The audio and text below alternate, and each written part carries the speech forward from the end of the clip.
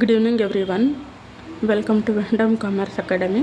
So ಇವತ್ತಿನ ವಿಡಿಯೋದಲ್ಲಿ ನಾನು basic concept, partnership basic concept accountancy first ಚಾಪ್ಟರಿಂದ ಥಿಯರಿ ಕ್ವಶನ್ಸ್ ಯಾವ ರೀತಿ ಬರುತ್ತೆ, ಯಾವ್ಯಾವ ಕಾನ್ಸೆಪ್ಟ್ ಮೇಲೆ ಬರುತ್ತೆ ಅದನ್ನು ಅರ್ಥ ಮಾಡ್ಕೊಂಡು, ಅಂದರೆ ಕಾನ್ಸೆಪ್ಟ್ ಅರ್ಥ ಮಾಡಿಕೊಂಡೇ ನೀವು ಆನ್ಸರ್ಸ್ನ ಫೈಂಡ್ ಔಟ್ ಮಾಡ್ಬೋದು. ಸೊ ಇಲ್ಲಿ ಈ ವಿಡಿಯೋದಲ್ಲಿ ನಿಮಗೆ ಕಾನ್ಸೆಪ್ಟಲ್ಲೇ ಕೀ ಆನ್ಸರ್ಸ್ ಗೊತ್ತಾಗ್ಬಿಡುತ್ತೆ. ಕಾನ್ಸೆಪ್ಟ್ ಮೇಲೇ ಆನ್ಸರ್ ಹೇಗೆ ಬರುತ್ತೆ ಅಥವಾ ಕ್ವಶನ್ ಹೇಗೆ ಬರುತ್ತೆ ಅಥವಾ ಆನ್ಸರ್ಗೆ ಕ್ವಶನ್ ಯಾವುದು ಅನ್ನೋದನ್ನು ಕಂಡುಹಿಡಿಯೋದಕ್ಕೆ ಸಾಧ್ಯ ಆಗೋವಂಥ easy hand prepared notes, hand return notes prepare ಮಾಡಿದ್ದೀನಿ. ಸೊ ಇದ್ರ ಮುಖಾಂತರ ನಿಮಗೆ ಏನು ಥಿಯರಿನಲ್ಲಿ 26 ಮಾರ್ಕ್ಸ್ ಅಲಾಟ್ಮೆಂಟ್ ಇದೆ ಅದನ್ನು ನೀವು ಸ್ಕೋರ್ ಮಾಡಲಿಕ್ಕೆ ಸಾಧ್ಯ ಆಗುತ್ತೆ. ಸೊ ಇದು ಬಂದುಬಿಟ್ಟು ಚಾಪ್ಟರ್ ವೈಸ್ ಇರುತ್ತೆ. ಚಾಪ್ಟರ್ ವೈಸ್ ವೀಡಿಯೋಸ್ನ ಅಪ್ಲೋಡ್ ಮಾಡ್ತಾ ಹೋಗ್ತೀನಿ. ಸೊ ಇವತ್ತು ನಾನು ಮಾಡ್ತಾ ಇರೋದು ವಿಡಿಯೋ ಯೂನಿಟ್ 1 ಮೇಲೆ ಇದೆ. ಇದರಲ್ಲಿ fill in the blanks, match the following, 1 mark question and 2 mark question ಇದಿಷ್ಟು ಬರುತ್ತೆ. ಸೊ ಅದರಲ್ಲಿ ಯಾವ ರೀತಿ ನಿಮಗೆ ಕಾನ್ಸೆಪ್ಟ್ ವೈಸ್ ಓದಬೇಕು, ಆ ಕಾನ್ಸೆಪ್ಟನ್ನು ಅರ್ಥ ಮಾಡಿಕೊಂಡು ಹೇಗೆ ಆನ್ಸರ್ಸ್ ಬರೀಬೇಕು ಒಂದ್ಸಲ ನಾನು ವಿಡಿಯೋದಲ್ಲಿ ಎಕ್ಸ್ಪ್ಲೇನ್ ಮಾಡಿರ್ತೀನಿ. ನಿಮಗೆ ನೋಟ್ಸ್ PDF ಅಲ್ಲಿ ಕೂಡ ಸಿಗುತ್ತೆ, ಫ್ರೀಯಾಗಿ ಸಿಗುತ್ತೆ. ನಿಮಗೆ ಈ ಹ್ಯಾಂಡ್ ರಿಟನ್ ನೋಟ್ಸ್ ಬೇಕು ಅಂತ ಹೇಳಿದರೆ you can contact me through Instagram. You can DM on the Instagram channel so that ನಿಮಗೆ ನಾವು ಈ ಹ್ಯಾಂಡ್ ರಿಟನ್ ಪ್ರಿಪೇರ್ಡ್ ನೋಟ್ಸನ್ನು ಕಳಿಸ್ಕೊಡ್ತೀವಿ. ಆಲ್ಸೋ ಯೂಟ್ಯೂಬ್ ಚಾನಲಲ್ಲಿ ವೀಡಿಯೋಸ್ ನೋಡಿದ ಮೇಲೆ ನೀವು ನಮಗೆ ಕಮೆಂಟ್ ಮುಖಾಂತರ ಕೂಡ ತಿಳಿಸ್ಬೋದು. So that we can send you the hand prepared notes. ಇದು ಎಲ್ಲ ಬಂದು commerce students, 12th standard commerce students ಏನಿದ್ದಾರೆ, PUC ಎಕ್ಸಾಮ್ ಬರೀತಿರೋರು ಅವ್ರಿಗೆ ಈ ವಿಡಿಯೋಸು ತುಂಬ ಉಪಯೋಗ ಆಗುತ್ತೆ. ಯಾರೆಲ್ಲ ಈ ವಿಡಿಯೋಸ್ನ ನೋಡ್ತಾ ಇದ್ದೀರಾ, ನಿಮ್ಮ ಫ್ರೆಂಡ್ಸ್ ಯಾರಾದರೂ PUC ಅವರಿದ್ದರೆ ಖಂಡಿತವಾಗಲೂ ನಿಮಗೆ ಗೊತ್ತಿರೋರು ಅವ್ರಿಗೆ ಈ ವಿಡಿಯೋನ ಫಾರ್ವರ್ಡ್ ಮಾಡಿ. ಆ್ಯಂಡ್ ಇವತ್ತು ಈ ವಿಡಿಯೋನ ಸ್ಟಾರ್ಟ್ ಮಾಡೋಣ. ಬಿಫೋರ್ ಸ್ಟಾರ್ಟಿಂಗ್ ಯಾರೆಲ್ಲ ನನ್ನ ಚಾನಲನ್ನು ಫಸ್ಟ್ ಟೈಮ್ ನೋಡ್ತಾ ಇದ್ದೀರಾ, ಲೈಕ್, ಶೇರ್, ಸಬ್ಸ್ಕ್ರೈಬ್ ಮಾಡಿ. And more and more updates ನಿಮಗೆ ಚಾನಲ್ನಲ್ಲಿ ಸಿಗ್ತಾ ಹೋಗುತ್ತೆ. Let us start the concept. So interest on drawing ಬಂದುಬಿಟ್ಟು ನಿಮಗೆ 2 ಥರ ಇರುತ್ತೆ, 2 ಕ್ಯಾಲ್ಕುಲೇಷನಲ್ಲಿ ಇರುತ್ತೆ. 2 ಟೈಪ್ಸ್ ಆಫ್ ಕ್ಯಾಲ್ಕುಲೇಷನ್ ಇದೆ ಇಂಟ್ರೆಸ್ಟ್ ಆನ್ ಡ್ರಾಯಿಂಗ್ಸನ್ನು ಫೈಂಡ್ ಔಟ್ ಮಾಡೋಕ್ಕೆ. ಒಂದು ಬಂದು ಪ್ರಾಡಕ್ಟ್ ಮೆಥಡ್, ಇನ್ನೊಂದು ಬಂದು average period method. So product ಮೆಥಡ್ದು ಕೀ ಪಾಯಿಂಟ್ಸ್ ಏನೇನು ಅನ್ನೋದನ್ನು ನೋಡೋಣ. ಸೊ ಪ್ರಾಡಕ್ಟ್ ಮೆಥಡಲ್ಲಿ ಕೀ ಪಾಯಿಂಟ್ಸ್ ಬಂದು when varying amount is withdrawn in different time of interval. ಅಂದರೆ 4,000, 3,000, 2,000 ಡಿಫ್ರೆಂಟ್ ಅಮೌಂಟನ್ನು ಡಿಫ್ರೆಂಟ್ ಡೇಟಲ್ಲಿ 1ನೇ ತಾರೀಕು ಇಲ್ಲ ಅಂದರೆ 30ನೇ ತಾರೀಕು ಯಾವುದೇ ತಿಂಗಳಲ್ಲಿ ವಿತ್ಡ್ರಾ ಮಾಡಿದರೆ ಅದಕ್ಕೆ ಇಂಟ್ರೆಸ್ಟ್ ಆನ್ ಡ್ರಾಯಿಂಗ್ಸನ್ನು ಫೈಂಡ್ ಔಟ್ ಮಾಡೋದಕ್ಕೆ ಯೂಸ್ ಮಾಡೋ ಮೆಥಡ್ ಬಂದುಬಿಟ್ಟು ಪ್ರಾಡಕ್ಟ್ ಮೆಥಡ್ ಆಗಿರುತ್ತೆ. ಸೊ ಈ ಪ್ರಾಡಕ್ಟ್ ಮೆಥಡಲ್ಲಿ ಕ್ವಶನ್ ಯಾವ ರೀತಿ ಬರುತ್ತೆ ಅಂತ ಹೇಳಿದ್ರೆ, when varying amount is withdrawn at different time of interval then calculation of interest on drawing is done using product method. ಅಥವಾ when varying amount is withdrawn in different time of interval then interest on drawings is calculated based on product method ಅಂತ MCQ question ಬರುತ್ತೆ. So MCQ question ಇದೆ ಇದರಲ್ಲಿ. Then average period ಮೆಥಡಲ್ಲಿನೂ ಕೂಡ ಅಷ್ಟೇ. Average period ಮೆಥಡ್ದು key points ಏನು, same amount withdraw ಮಾಡ್ತಾರೆ, ಸೇಮ್ ಡೇಟಲ್ಲಿ ವಿತ್ಡ್ರಾ ಮಾಡ್ತಾರೆ, ಡಿಫ್ರೆಂಟ್ ಮಂತಲ್ಲಿ. ಸೇ ಫಾರ್ ಎಕ್ಸಾಂಪಲ್ ಏಪ್ರಿಲ್ 1ನೇ ತಾರೀಕು 3,000 ವಿತ್ಡ್ರಾ ಮಾಡಿದರೆ ಮೇ 1ನೇ ತಾರೀಕು 3,000, ಆ ರೀತಿ ಸೇಮ್ ಅಮೌಂಟು ವಿತ್ಡ್ರಾ ಮಾಡ್ತಾರೆ. ಸೊ ಅದಕ್ಕೆ ನಾವು ಆವ್ರೇಜ್ ಪೀರಿಯಡ್ ಮೆಥಡ್ ಅಂತ ನಾವು ಕರಿತೀವಿ. ಅಂದರೆ ಒಂದು ವರ್ಷದಲ್ಲಿ ಅಮೌಂಟ್ ವಿತ್ಡ್ರಾ ಮಾಡಬೇಕಾದ್ರೆ ಆವ್ರೇಜ್ ಆಗಿ ಎಷ್ಟು ವಿತ್ಡ್ರಾ ಮಾಡಿದ್ದಾರೆ ಅನ್ನೋದನ್ನು ಫೈಂಡ್ ಔಟ್ ಮಾಡೋದಕ್ಕೆ ಆವ್ರೇಜ್ ಪೀರಿಯಡ್ ಮೆಥಡ್ನ ಯೂಸ್ ಮಾಡ್ತೀವಿ. ಇದರಲ್ಲಿ 3 ಥರ ವಿತ್ಡ್ರಾವಲ್ ಮಾಡ್ತಾರೆ. ಒಂದು ಬಿಗಿನಿಂಗ್ ಆಫ್ ಮಂತ್, ಮಿಡಲ್ ಮತ್ತು ಎಂಡ್ ಆಫ್ ದ ಮಂತ್ ಮಾಡ್ತಾರೆ, ಡ್ರಾಯಿಂಗ್ಸ್ ವಿತ್ಡ್ರಾ ಮಾಡ್ತಾರೆ. ಕ್ವಾರ್ಟರ್ ಮೇಲೂ ಇದೆ. ಇದು 6 ಮಾರ್ಕ್ಸ್ ಕ್ವಶನ್ ಕೂಡ ಬರೋ ಚಾನ್ಸಸ್ ಇದೆ. ಅದನ್ನು ನಾನು ನಿಮಗೆ ನೆಕ್ಸ್ಟ್ ವೀಡಿಯೋದಲ್ಲಿ ಹೇಳಿಕೊಡ್ತೀನಿ. ಬಟ್ ಆವ್ರೇಜ್ ಪೀರಿಯಡ್ ಮೆಥಡ್ದು ಕೀ ಪಾಯಿಂಟ್ಸ್ ಬಂದು same amount is withdrawn in different time, different month and same date. Okay. So ಇದರಲ್ಲಿ ನೆಕ್ಸ್ಟ್ ಇನ್ನೂ ಡೀಪಾಗಿ ಏನಿದೆ ಅಂತ ನೋಡೋಣ. ಪ್ರಾಡಕ್ಟ್ ಮೆಥಡ್ ಇದು formula for 6 marks question. Total product into rate into 1/12. ಇದು ಹೇಗೆ ಸಮ್ ಮಾಡೋದು ಅನ್ನೋದು ನಿಮಗೆ ನೆಕ್ಸ್ಟ್ ವಿಡಿಯೋದಲ್ಲಿ ಗೊತ್ತಾಗತ್ತೆ. ದೆನ್ ಆವ್ರೇಜ್ ಪೀರಿಯಡ್ ಮೆಥಡಲ್ಲಿ theory question, fill in the blanks ಅಥವಾ match the following. For example match the ಫಾಲೋಯಿಂಗಲ್ಲಿ ಆವ್ರೇಜ್ ಪೀರಿಯಡ್ ಮೆಥಡ್ ಅಂತ ಕೊಟ್ಟು ಇನ್ನೊಂದು ಕಾಲಮಲ್ಲಿ they can ask same amount is withdrawn ಅಂತ ಕೇಳ್ಬೋದು, ಇಲ್ಲಾಂದರೆ ಇಂಟ್ರೆಸ್ಟ್ ಆನ್ ಡ್ರಾಯಿಂಗ್ಸ್ ಅಂತ ಕೇಳಬಹುದು. ಈ ರೀತಿ 2 ಚಾನ್ಸಸ್ ಇದೆ. ಸೊ ಆವ್ರೇಜ್ ಪೀರಿಯಡ್ ಮೆಥಡ್ದು ಬೇರೆ ಎಲ್ಲ ಆಸ್ಪೆಕ್ಟನ್ನು ನೋಡಿದ್ರೆ ಫಿಕ್ಸ್ಡ್ ಅಮೌಂಟ್ ವಿತ್ಡ್ರಾ ಆಗ್ತಾ ಇರುತ್ತೆ. ಅದು ಫಸ್ಟ್ ಡೇ ಆಗಿರ್ಬೋದು, ಇಲ್ಲ 15th ಡೇ ಆಗಿರ್ಬೋದು, ಇಲ್ಲಾಂದರೆ last day of the month ಇರ್ಬೋದು.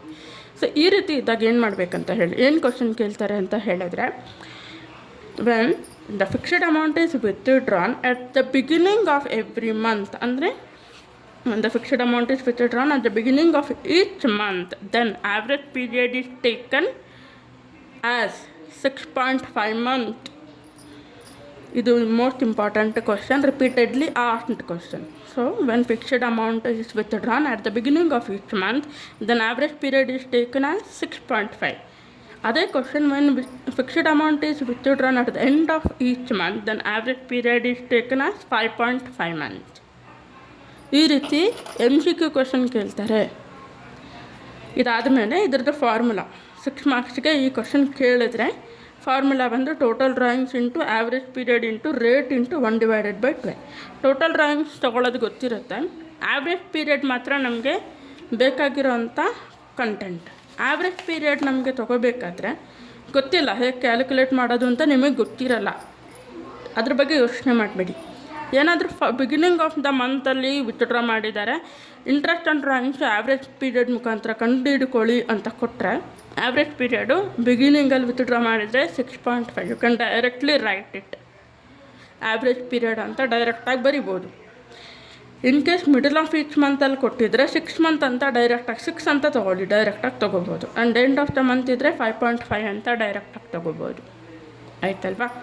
ಇದು ಬಿಟ್ಟು next types of capital methods are accounts. Capital accounts ಯಾವುದು? ಫಿಕ್ಸ್ಡ್ ಕ್ಯಾಪಿಟಲ್ ಮೆಥಡು ಮತ್ತು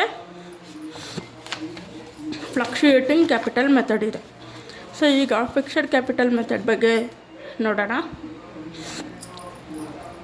ಸೊ ಫಿಕ್ಸ್ಡ್ ಕ್ಯಾಪಿಟಲ್ ಮೆಥಡಲ್ಲಿ ಇಲ್ಲಿ ನಿಮಗೆ 1 ಮಾರ್ಕ್ ಕ್ವಶನ್ನು ಬರುತ್ತೆ, 2 ಮಾರ್ಕ್ ಕ್ವಶನ್ನು ಬರುತ್ತೆ. ಇದೇ ಕಂಟೆಂಟಲ್ಲಿ ನೋಡ್ಕೊಳ್ಳಿ. ಸೊ 1 ಮಾರ್ಕ್ ಕ್ವಶನ್ ಯಾವ ರೀತಿ ಬರುತ್ತೆ? When under fixed capital method the capitals of a partner shall remain fixed. ಓಕೆನಾ? And name any 2 types of maintenance of account. Fixed capital method, fluctuating capital method ಅಂತ ಬರೆದ್ರೆ 2 marks ಬರುತ್ತೆ. So ಅದು ಬಿಟ್ಟು differentiate between fixed capital method and fluctuating capital method ಅಂತ ಕೇಳಿದ್ರೆ ಇಲ್ಲಿರೋ ಕಂಟೆಂಟನ್ನು ನೀವು ಬರೆದ್ರೂ ಕೂಡ ಆಗುತ್ತೆ. So capitals are fixed, 2 accounts are maintained, capital account and current account ಇರುತ್ತೆ. All adjustment are recorded in current account. It shows credit balance. ಯಾವುದು? Fixed capital method. Again when comes to fluctuating capital method, capital changes year to year, only 1 account is maintained, ಅದು only capital account. All the adjustments are recorded in capital account only and it shows debit balance. ಇದು hand written ready notes ಇದೆ. ಈ ರೀತಿಯಾಗಿ ನೀವು 4 point ಬರೆದ್ರೂ ಕೂಡ you will get marks. 2 ಮಾರ್ಕ್ಸ್ಗೆ ಆರಾಮಾಗಿ ನಿಮಗೆ ಸಿಗುತ್ತೆ. ಆನ್ಸರ್ಸ್ ಆರ್ ರೆಡಿ, ಆನ್ಸರ್ಸ್ ಇದೆ ಈ ನೋಟ್ಸಲ್ಲಿ. Okay. So name any 2 types of maintenance of capital account ಇದೆ. When under fixed capital method capitals of a partner shall remain fixed. Under fluctuating capital method, capitals of the partner changes year to year. Under fixed capital method, 2 accounts are maintained, capital account and current account.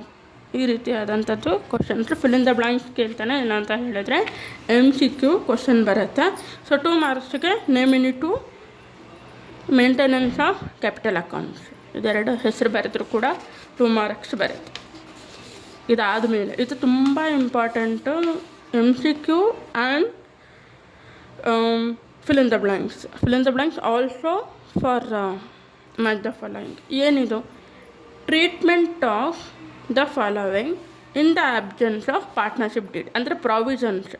ಯಾವಾಗ ಕಂಪನಿಯಲ್ಲಿ partnership deed ಇರೋದಿಲ್ಲ ಆವಾಗ ನಾವು ಏನು ಮಾಡಬೇಕು, ಯಾವ ರೀತಿ ಕೊಡ್ತಾರೆ, ಇದನ್ನೆಲ್ಲ ಈ ಪ್ರಾವಿಷನ್ಸ್ ಎಲ್ಲ ಯಾವ ರೀತಿ ಡಿಸ್ಟ್ರಿಬ್ಯೂಟ್ ಆಗುತ್ತೆ ಅಮಾಂಗ್ ದ ಪಾರ್ಟ್ನರ್ಸ್ ಅನ್ನೋದು. ಸೊ ಅದರಲ್ಲಿ ಏನಿದೆ, ಮೊದಲನೇದು we have profit sharing ratio. ಯಾವಾಗ ಪಾರ್ಟ್ನರ್ಶಿಪ್ ಡೀಡ್ ಇರೋದಿಲ್ಲ ಪ್ರಾಫಿಟ್ ಶೇರಿಂಗ್ ರೇಷಿಯೋ ಬಂದು ಈಕ್ವಲ್ ಆಗಿ ಶೇರ್ ಆಗುತ್ತೆ ಪಾರ್ಟ್ನರ್ಸ್ ಮಧ್ಯ. ಯಾವಾಗ ಪಾರ್ಟ್ನರ್ಶಿಪ್ ಡೀಡ್ ಇರೋದಿಲ್ಲ ಆವಾಗ ಇಂಟ್ರೆಸ್ಟ್ ಆನ್ ಕ್ಯಾಪಿಟಲ್ ಚಾರ್ಜಸ್ ಆಗೋದಿಲ್ಲ, ಅಲೋ ಆಗೋದಿಲ್ಲ. ಯಾವಾಗ ಪಾರ್ಟ್ನರ್ಶಿಪ್ ಡೀಡ್ ಇರೋದಿಲ್ಲ ಆವಾಗ interest on loans and advances charges at 6% per annum. ಇದು MCQ ಕ್ವೆಶ್ಚನ್, ಇದು ತುಂಬ ಇಂಪಾರ್ಟೆಂಟ್ ಆಸ್ಪೆಕ್ಟ್. ಏನಂತ ಕೇಳ್ತಾನೆ ಅಂತ ಹೇಳಿದ್ರೆ, in the absence of partnership deed the interest on loans and advances to the partner is charged at ಆಪ್ಷನ್ಸಲ್ಲಿ 6% per annum ಅಂತ ಕೊಟ್ಟಿದ್ರೆ you can choose that. Okay, ಇದಾದಮೇಲೆ interest on drawings when absence of partnership deed. ಯಾವಾಗ partnership deed ಇರೋದಿಲ್ಲ interest on drawings ಕೂಡ allow ಮಾಡೋದಿಲ್ಲ. ಯಾವಾಗ partnership deed ಇರೋದಿಲ್ಲ ಯಾವ ಪಾರ್ಟ್ನರ್ ಕೂಡ ಸ್ಯಾಲರಿಗೆ ಎಂಟೈಟಲ್ ಆಗಿರೋದಿಲ್ಲ. ಓಕೆನಾ? So next come partnership deed. ಇದ್ರ ಮೇಲೆ ತುಂಬ ಕ್ವಶನ್ಸ್ ಬರ್ತಾ ಇರತ್ತೆ. ಸೊ ಪಾರ್ಟ್ನರ್ಶಿಪ್ ಡೀಡ್ ಅಂದ್ರೇನು? It is an agreement between the partner. Agreement ಬಂದು it is a result of lawful business. Okay, agreement ಬಂದು ಮತ್ತೆ ಓರಲ್ ಅಥವಾ ರಿಟರ್ನ್ ಆಗಿರ್ಬೋದು. ರಿಟರ್ನಲ್ಲಿ ಪ್ರಿಫರ್ಡ್ ಇರುತ್ತೆ. ಇದು MCQ ಕ್ವಶನ್ ಕೇಳ್ತಾನೆ. Agreement between the partner shall be oral or written. Option choose ಮಾಡ್ಬೋದು ನೀವು, oral or written option choose ಮಾಡ್ಬೋದು. When comes to fill in the blanks agreement shall be preferred in written ಅನ್ನೋದನ್ನು ನೀವು choose ಮಾಡ್ಬೋದು. Options. Okay, next partnership deed ಅಂದ್ರೇನು? Result of an agreement between the partner. Partnership is a result of dash between the partner agreement. ಈ ರೀತಿ ಬರುತ್ತೆ. Then partnership deed ಅಂದ್ರೇನು? Drafted and prepared as per. Partnership deed is drafted and prepared as per the act. ಯಾವುದು? Stamp act ಅಂತ choose ಮಾಡಬೇಕು. So ಇಲ್ಲಿರೋ answers ಎಲ್ಲ key answers. Questions ಯಾವ ರೀತಿ ಬರುತ್ತೆ ಅನ್ನೋದು, ಅಥವಾ ಯಾವ ರೀತಿನಾದರೂ ಬರಲಿ ನಿಮಗೆ ಆನ್ಸರು ಇದೆ. Whether it is MCQ or whether it is fill in the blanks or match the following. Say for example partnership deed ಅಂತ ಕೊಡ್ತಾನೆ, ಸ್ಟ್ಯಾಂಪ್ ಆ್ಯಕ್ಟ್ ಅಂತ ಇರ್ತಾರೆ, ಚೂಸ್ ಮಾಡಿ. Okay, then clauses of deed can be altered with the consent of all the partner, two partner, one partner, none of the above ಅಂತ ಕೊಡ್ತಾನೆ. All the ಪಾರ್ಟ್ನರ್ಸ್ಗೆ ನೀವು choose ಮಾಡ್ಬೋದು. Then agreement must be to share profit and losses. ಇದೆಲ್ಲ MCQ questions. Okay, ಇದು green ಕಲರಲ್ಲಿ ನಾನು ಬರೆದಿರೋದೆಲ್ಲ question, blue ಅಲ್ಲಿರೋದು answer ಇಲ್ಲಿ. Okay, the business of a partnership concern may be carried on by. ಇದು ಕೂಡ MCQ important question. Carried on by all partners R any of them acting for all is an answer. Fill in the blanks into question. Liability of a partner is unlimited. ಈ ರೀತಿ ಇರುತ್ತೆ. So concept ಒಂದು, ಹಲವಾರು questions ಇದೆ. So partnership deed ಅಂದ್ರೇನು? Agreement ಅಂತಾರೆ. ಅಗ್ರಿಮೆಂಟಲ್ಲಿ ಯಾರ್ಯಾರು ಇರ್ತಾರೆ? ಪಾರ್ಟ್ನರ್ಸ್ ಇರ್ತಾರೆ. ಅಗ್ರಿಮೆಂಟ್ ಯಾವ ರೀತಿ ಇರಬೇಕು? ಓರಲ್ ಅಥವಾ ರಿಟರ್ನಲ್ಲಿ ಇರಬಹುದು. ಆದರೆ ರಿಟರ್ನಲ್ಲಿದ್ದರೆ ಪ್ರಿಫರ್ ಮಾಡ್ತೀವಿ ಅಂತ ಹೇಳ್ತಾರೆ. ಆಪ್ಷನ್ಸ್ ಏನು? MCQನಲ್ಲಿ ಓರಲ್ ಆರ್ ರಿಟರ್ನ್ ಸೆಲೆಕ್ಟ್ ಮಾಡಿ ಅದೇ ಬರಿಬೇಕು. But when comes to fill in the blanks agreement between the partner is preferred to be ಅಂತ ಕೇಳಿದಾಗ ರಿಟರ್ನ್ ಅಂತ ಸೆಲೆಕ್ಟ್ ಮಾಡಬೇಕಾಗುತ್ತೆ.